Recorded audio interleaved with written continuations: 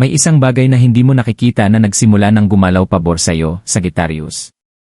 Ang pera na dating dumadaan sa iyong mga kamay, ang daloy na biglang tumigil ng walang paliwanag, ay hindi nawala, ito ay bumabalik. Tahimik. Malakas. Hindi ito swerte at hindi ito pagkakataon. Ito ang universo na itinatama ang pagkaantala, ibinabalik ang mga bagay na naantala habang ikaw ay sinusubok. Naramdaman mo ito sa mga sandali ng pagdududa, sa mga gabing tahimik, sa apoy na hindi namatay sa loob mo. Ang darating ngayon ay iba. Dumadating ito ng may layunin, tamang oras, at kontrol. Ang susi na nawala mo ay hindi kinuha sa'yo. Ito ay pinrotektahan. Ang kwentong ito ay hindi tungkol sa biglaang himala o overnight na yaman, Sagittarius. Ito ay tungkol sa tamang oras, pagtitiis, at ang hindi nakikitang balanse ng universo. Palagi mong pinaniniwalaan ang galaw, ang pag-usad, panganib, at pananampalataya, pero kamakailan, ang daan ay tila mabigat, na parang bawat hakbang ay nangangailangan ng higit kaysa sa ibinabalik. Ang hindi mo naisip ay ang paghinto ay may layunin. Habang ito ay mukhang pag-stagnate, may mas malalim na bagay na inaalin sa ilalim ng ibabaw. Ang universo ay hindi nagpaparangal sa pagka-impatient, ito ay naggagantimpala sa kahandaan. At ikaw ay inihahanda upang tanggapin ng hindi nawawala ang kontrol sa pagkakataong ito. Dumating ang mensaheng ito dahil malapit nang magsara ang isang siklo at muling magbubukas ang isa ng may kalinawan. Ang naantala ay hindi kailanman tinanggihan. Ito ay pinino. Manatili ka sa kwentong ito hanggang sa dulo dahil ang babalik na yon ay hindi lang yaman kundi katatagan, kumpiyansa, at ang tahimik na katiyakan na ikaw ay sa wakas ay gumagalaw ng kaakibat sa iyong tadhana. Iyan tahimik ay pagharang. May mga panahon, Sagittarius, na parang bawat bagay ay nangangailangan ng dagdag na pagsisikap. Ang pera ay hindi ganap na nawala, ngunit hindi rin ito tumagal ng sapat upang magdulot ng ginhawa. Nagtatrabaho ka, nagpaplano, umaasa, ngunit laging may humahatak ng daloy sa huling sandali. Dumarating ang mga bayarin ng mas mabilis kaysa sa mga biyaya. Lalong lumalaki ang mga responsibilidad habang ang mga gantimpala ay tila naantala. Sa kaloob-looban mo, tinanong mo ang iyong sarili, iniisip kung nagkamali ka ng daan o kung may pagkakataong na-miss na para sa'yo. Ngunit hindi parusa ang yugtong ito. Isa itong tahimik na pagsusulit ng pagtitiis. Pinagmamasdan ng universo kung paano mo hinaharap ang kakulangan, kung paano ka tumayo ng matatag kahit walang pagkilala, at kung paano ka patuloy na nagbibigay kahit nararamdaman mong ubos na ang iyong lakas. Natututo kang magdisiplina ng hindi mo namamalayan. Natututo kang mag-survive nang hindi nawawala ang iyong pagiging bukas palad, tumayo ng matatag ng walang palakpak, at magpatuloy ng walang garantiya. Sa panahong ito, Sagittarius, nagbigay ka ng higit kaysa sa iyong natanggap. Nagsuporta ka sa iba, pinunan ang mga puwang, inayos ang mga problemang hindi naman iyo upang solusyonan. At habang maaaring hindi nakita ng mundo ang iyong mga pagsisikap, wala ni isang bagay na nakalimutan. Bawat sakripisyo, bawat naantalang gantimpala, bawat tahimik na laban ay naitala sa mga paraan na hindi mo nakikita. Ang blockage na naramdaman mo ay hindi isang nakasaradong pinto, ito ay isang pinaikling daan, na nagpilit sa iyo na pinuhin ang iyong mga prioridad. Ito rin ang yugto kung saan naging matalim ang iyong intuisyon. Naging mas maingat ka, mas mapanuri, at hindi na padalos-dalos sa paghawak ng pera at paggawa ng mga desisyon. Pati ang frustration ay nagkaroon ng layunin.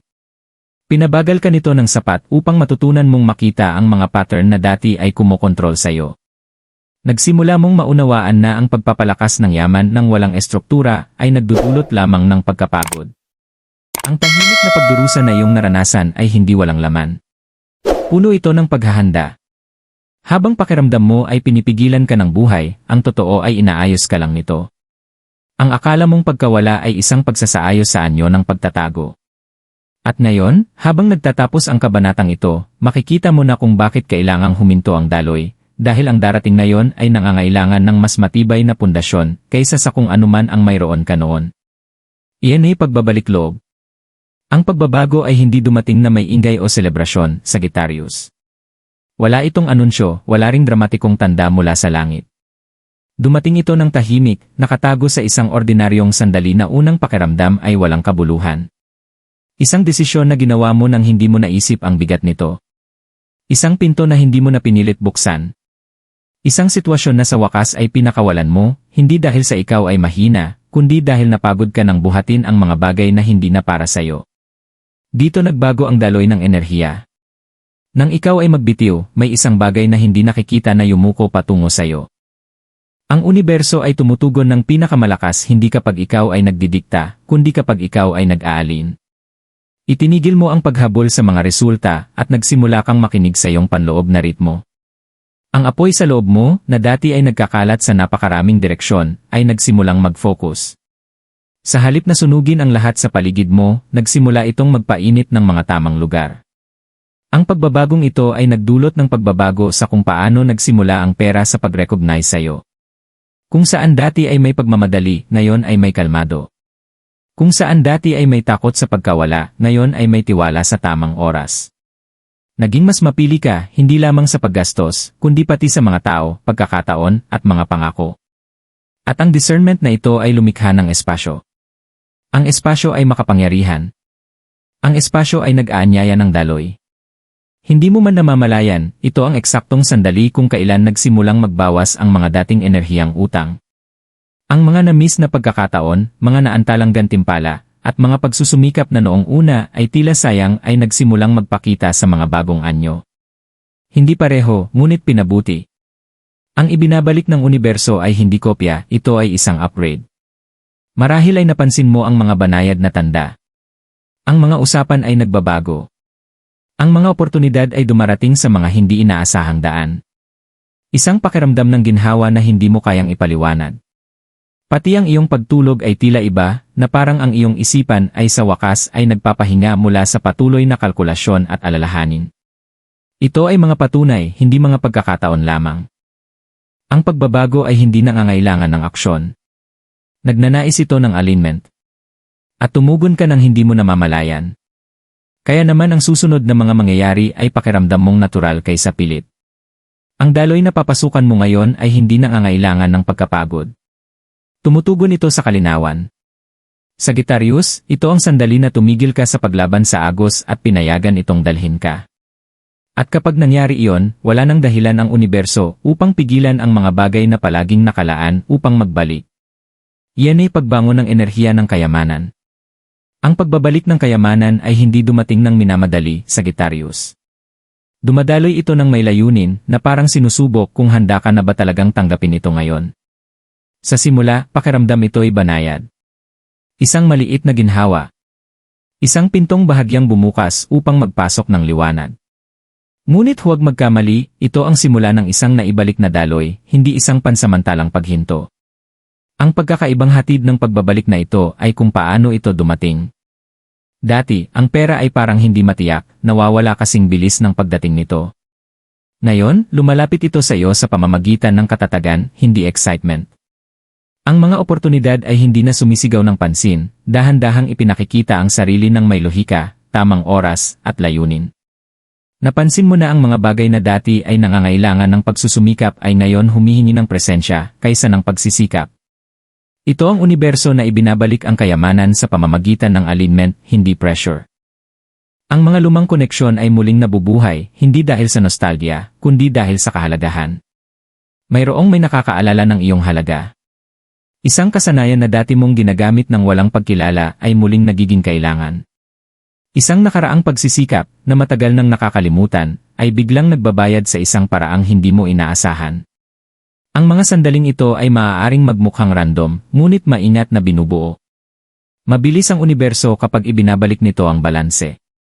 Mararamdaman mo rin ang pagbabago sa kung paano mo hawakan ang pera sa emosyonal na aspeto. Ang takot ay humihina. Sa halip na mag-alala sa pagkawala, nag-iisip ka na ngayon tungkol sa direksyon. Sa halip na mag-react, nagre-respond ka. Ang pagbabagong ito ay nag-aanyaya ng kasaganaan. Hindi dumadaloy ang kayamanan sa kabuluhan, dumadaloy ito sa kalinawan. At ngayon, dala mo ang kalinawang pinanday ng karanasan, hindi ng teorya. Isa pang mahalagang tanda ng pagbabalik na ito ay ang kontrol. Hindi ka na muling tinatablan ng tukso na gumastos ng labis para sa pagpapatibay o seguridad. Hindi mo na kinakalat ang kaaliwan at katuparan. Bawat desisyong pinansyal ay pakiramdam mong maingat, matatag, at nakakagulat na kalmado. Ito ang paraan upang malaman mong totoo ang daloy, hindi ka nito ginugulo. Ang isa pang bagay na nagbabalik ay ang kumpiyansa. Hindi ito malalakas na kumpiyansa, kundi tahimik na katiyakan. Muling nagtitiwala ka sa iyong paghatol. Nagtitiwala ka sa iyong timing. Nagtitiwala ka na ang darating ngayon ay nakalaan upang manatili, hindi upang subukin ka. Ang universo ay hindi na nagtatanong kung kaya mong mabuhay ng walang pera, pinagmamasdan nito kung paano mo ito responsableng hahawakan. At narito ang katotohanan, Sagittarius, ang kayamanang bumabalik ngayon ay may dalang alaala. Naalala nito kung sino ka nung wala kang wala, at dumating ito na may hugis ng karunungan mula doon. Hindi ito gantimpala para sa paghihirap, ito ay resulta ng paglago. Ang dating harang ay natutunan ang daan pabalik sa iyo. At ngayon, hindi ito dumating upang magdulot ng kalituhan, kundi upang suportahan ang buhay na sa wakas ay handa ka ng buuin. Yan nakatagong blessing din hindi na inaasahan. Sagittarius, madalas magbalik ang universo ng higit pa kaysa sa iyong hinihingi, ngunit sa mga paraang hindi mo agad nakikilala. Ang nakatagong biyayang ito ay dumating ng tahimik, halos parang isang bulong sa gitna ng ingay ng iyong araw-araw na buhay. Hindi lang ito tungkol sa pera, kundi tungkol sa kung ano ang kayang ibigay ng pera, kapayapaan, katatagan, at kalayaan na pumili ng iyong landas ng walang patuloy na alalahanin. Maaaring mapansin mo muna ang maliliit na bagay, isang pabor mula sa isang tao na dati hindi ka pinansin, isang koneksyon na biglang nagiging akma, o isang hindi inaasahang solusyon sa isang problemang matagal nang nakatambak. Ito ay biyaya na naggagantimpala sa pagtitiis at karunungan. Ang kayamanang bumabalik ngayon ay pinapabaga ng pasensya, kaya't hindi ito magpapagod ng iyong enerhiya o tuksuhin ka sa mga desisyon na pinapalakas ng takot. Pakiramdam ito'y sukato, maingat, ngunit sagana. Ang dating magulo ay ngayon dumadaloy na may estruktura. Ang dating mabilis maglaho ay ngayon nananatili ng sapat upang iyong pahalagahan, magplano, at magtulungan mula rito. Ang tunay na regalo ay ang kalinawan na hatid nito. Napagtanto mo na ang kayamanan ay hindi lang tungkol sa pag-ipon, ito ay pagtitiwala, tamang oras, at lakas ng loob na tanggapin kapag inaalok ng universo. Ang mga hindi nakikitang enerhiya na nagsubok sa iyo ay ngayon binabago ang kanilang anyo patungo sa gabay. Bawat pagkaantala, bawat hamon, bawat sandali ng pagdududa ay nakapagbuo ng isang pundasyong sapat upang dalhin ang mga biyaya ng walang takot na magkolapse. At higit pa sa praktikal, Sagittarius, may isang pakiramdam ng pagkakaalin sa iyong espiritu. Ang enerhiya ng kasaganaan ay hindi na panlabas, ito ay sumasalamin sa paglago sa loob mo. Nakakakita ka ng kagalakan sa maliliit na tagumpay, kasiyahan sa pagpaplano, at excitement sa tahimik na pagpapalawak ng mga posibilidad. Sa wakas, handa ka nang tanggapin ang mga bagay na matagal nang inaayos ng universo. Ang nakatagong biyayang ito ay banayad ngunit makapangyarihan. Hindi ito maaaring dumating bilang isang biglaang yaman, ngunit ipinapakita ito sa mga paraang ganap na nagpapaganda ng iyong buhay, katatagan, gabay, at mga oportunidad na tila ginawa para sa iyo. Buksan mo ang iyong kamalayan at mapansin ang mga palatandaan. Ang pagbabalik ay totoo, at sa pagkakataong ito ay may kasamang karunungan kasama ng kayamanan. Yan dapat mong gawin upang mag-alin na daloy iki. Sagittarius, ang kayamanang bumabalik sa iyo ay hindi tuluyang mananatili maliban na lamang kung kusang mag-aalin ka sa enerhiya nito. Hindi ito tungkol sa pagpapilit ng mga kinalabasan o walang humpay na paghabol sa pera, ito ay tungkol sa paghahanda, pasensya, at kamalayan. Ang universo ay tumutugon sa iyong kahandaan, iyong panloob na harmonya, at ang iyong kakayahang tumanggap ng walang takot o abala. Ang unang hakbang ay kalinawan. Magmuni-muni kung ano talaga ang iyong pangangailangan at ano ang tunay na nakikinabang sa iyo. Paghiwalayin ang mga nais mula sa mga pangangailangan, ang mga abala mula sa mga oportunidad ng paglago. Mahalaga ang iyong enerhiya, bawat isip, bawat pagpili, bawat emosyonal na reaksyon ay nagpapalakas sa daloy o nagiging sagabal dito. Panatilihin ang focus sa alignment, hindi sa pag-ipon. Susunod ay pasasalamat. Kilalanin ang maliliit na pagbabalik, ang tahimik na sandali kapag ang mga pintuan ay bumukas, ang mga usapan ay nagbago, o isang solusyon ay dumating ng walang hirap.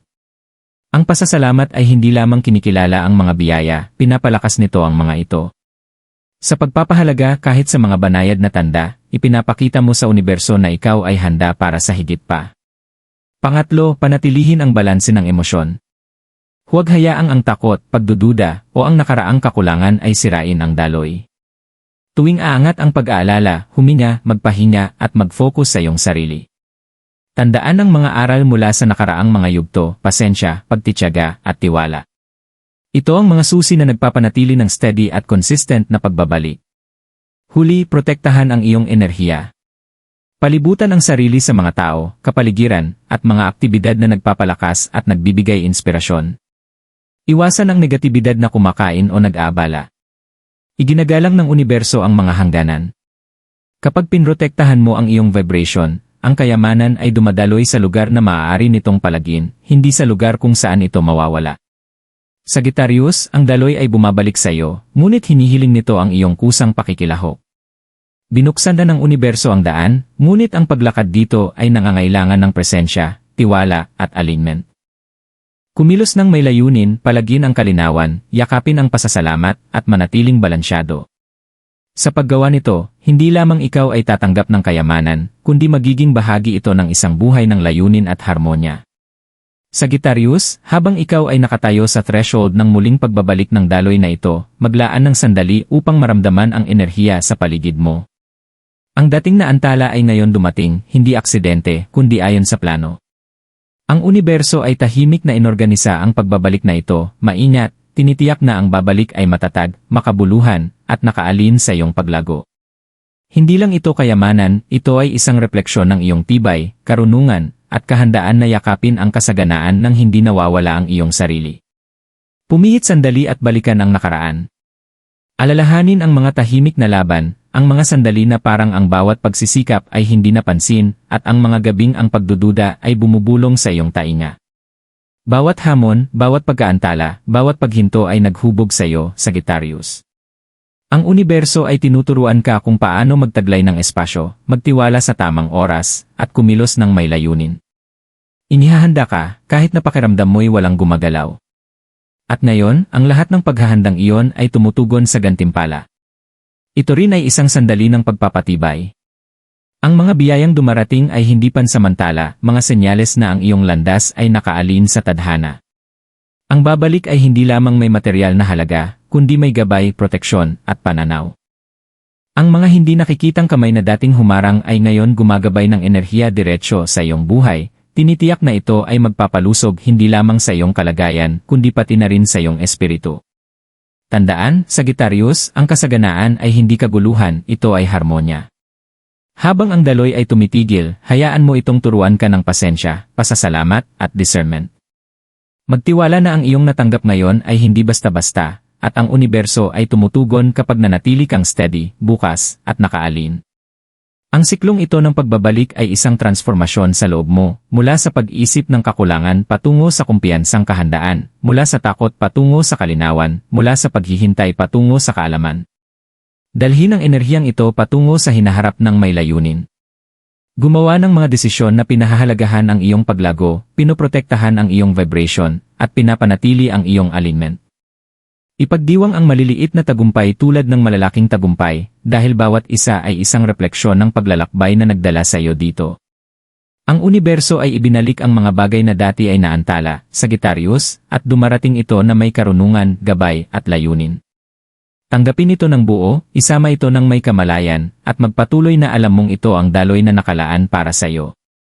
Ang iyong tadhana ay hindi lang tungkol sa kung ano ang dumating, ito ay kung paano mo ito hawakan, gamitin, at hayaan itong humubog sa iyong buhay. Kumpleto na ang pagbabalik, at ang landas na nasa harap mo ay kumikislap ng kalinawan at pangako.